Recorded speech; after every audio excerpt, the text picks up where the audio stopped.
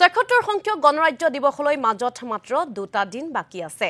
উলহ মালহেৰে গণৰাজ্য দিৱস উদযাপনৰ বাবে দেশজুৰি চলিছে ব্যাপক প্ৰস্তুতি।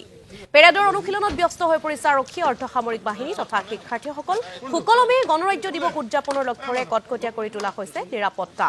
লখিমপুৰৰ ৰাজপথত এনেদৰে দেখিবলৈ পোৱা গৈছে কটকটীয়া তালাচীত নামি পৰিছে আৰক্ষীৰ উচ্চপদস্থ বিষয়াসকল। আৰু লখিমপুৰৰ পৰা আমাক সামগ্ৰিক পৰিৱেশ দেখুৱাব উত্তৰ অসমৰ ব্যুৰ বুবুল হাজৰিকাই। সমাগত গণৰাজ্য দিৱস স্বাধীনতা দিৱসৰ দিনা দেখিবলৈ পোৱা গ'ল যে আলফাই নুফুটা বোমা সংস্থাপন কৰি গোটেই ৰাজ্যজুৰি সন্ত্ৰাসৰ সৃষ্টি কৰিলে। গণৰাজ্য দিৱসৰ প্ৰাকক্ষণত যাতে এনেকুৱা ধৰণৰ কোনো ঘটনা সংঘটিত নহয় বা গণৰাজ্য দিৱস উদযাপন কৰোঁতে যাতে কোনো ধৰণৰ কুটাঘাতমূলক ঘটনা বা এনেকুৱা ধৰণৰ ঘটনা সংঘটিত নহয়, যিটো ঘটনা স্বাধীনতা দিৱসত সংঘটিত হৈছিল, তাৰ বাবে আৰক্ষীৰ ফালৰ পৰা কটকটীয়া নিৰাপত্তা ব্যৱস্থা এটা গঢ়ি তোলা পৰিলক্ষিত হৈছে। লখিমপুৰৰ সকলো প্ৰান্ততে সকলোবিলাক কৰিডৰতে আৰক্ষীৰ ফালৰ পৰা নিখুঁত তালাচী ব্যৱস্থা এটা কৰা পৰিলক্ষিত হৈছে। এতিয়া ৰাতি হৈছে আৰু এই নিশাৰ ভাগতো আমি দেখিবলৈ পাইছোঁ যে আৰক্ষীয়ে তেওঁলোকৰ ফালৰ পৰা একোটা কটকটীয়া অভিযান চলোৱা পৰিলক্ষিত আছে। ইয়াত আৰক্ষী অধীক্ষক নিজে আছে, লখিমপুৰ আৰক্ষী অধীক্ষক মিহিজিৎ গায়ন, তেখেতে নিজেই নিশাৰ ভাগত এনেধৰণৰ তালাচী অভিযান এটা চলোৱা পৰিলক্ষিত হৈছে।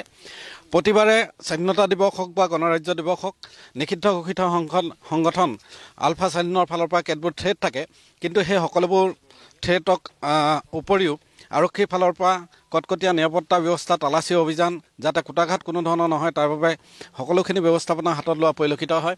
আৰু এনেধৰণে নিশাৰ ভাগত সকলোবোৰ যান বাহন, সকলোবোৰ কৰিডৰত লখিমপুৰলৈ আহিব পৰা সকলোবিলাক কৰিডৰতে একোটা তালাচী অভিযান চলোৱা পৰিলক্ষিত হৈছে। আৰক্ষী অধীক্ষক আছে, জানিবলৈ যত্ন কৰিছোঁ। থ্ৰেটটো থাকেই। আমি দেখিলোঁ যে স্বাধীনতা দিৱসৰ দিনা আলফাই নুফুটা বোমা সংস্থাপন কৰি গোটেই ৰাজ্যজুৰি সন্ত্ৰাসৰ সৃষ্টি এটা কৰি দিলে। এইবাৰ আপোনালোকে কেনেধৰণৰ ব্যৱস্থা লৈছে? আমি ব্যৱস্থা লৈছোঁ, এয়া দেখি আছে আপোনালোকে 24 আৱাৰ্ছ আমাৰ চেকিং চলি আছে। হাইৱে হওক বা ভিতৰুৱা কিছুমান অঞ্চলৰ যিবিলাক লিংক ৰোডবিলাক হওক, সেই গোটেই যোন ফালৰ পৰা ধৰক সন্দেহ আছে যে এনেকুৱা সন্ত্ৰাসবাদী সোমোৱাৰ ৰাস্তা কিছুমান আমিও জানো, সেইবিলাক জেগাত বেছিকৈ কৰা হৈছে।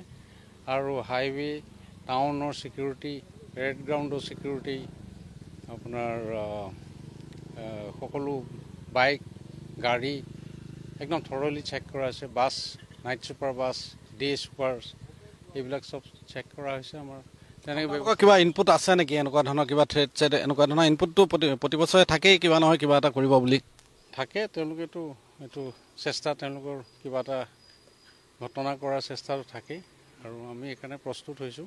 জনতাই উদযাপন কৰিব পাৰে ধুনীয়া ধৰণে, তাৰ বাবে আপোনালোকে চেষ্টা কৰি আছে। আমি যাতে আমাৰ সকলো ৰাইজে শান্তিৰে ৰিপাব্লিক ডে উদযাপন কৰিব পাৰে, তাৰ বাবে আমি চেষ্টা কৰিছোঁ। এয়া হ'ল আৰক্ষী অধীক্ষক মিহিজিৎ গায়ন। তেখেতে কৈছে যে জনতাই যাতে কোনো ধৰণৰ নিসংকোচ মনে এই গণৰাজ্য দিৱস। লখিমপুৰৰ দৃশ্য, যিহেতু ২৬ জানুৱাৰী গণৰাজ্য দিৱসলৈ মাজত মাত্ৰ 2টা দিন বাকী আছে, গতিকে কোনো ধৰণৰ যাতে কুটাঘাতমূলক ঘটনা সংঘটিত নহয় বা অবৰ্ণনীয় পৰিস্থিতিৰ সন্মুখীন হ'বলগীয়া নহয়, তাৰ বাবে এনেদৰে তৎপৰ হৈ পৰা দেখিবলৈ পোৱা গৈছে আৰক্ষী তথা প্ৰশাসনক। আমাক এই মুহূৰ্তত উত্তৰ অসমৰ ব্যুৰ বুবুল হাজৰিকাই লখিমপুৰৰ পৰা দৃশ্য দেখুৱালে, তেওঁক এই মুহূৰ্তত আমি ধন্যবাদ জ্ঞাপন কৰিছোঁ।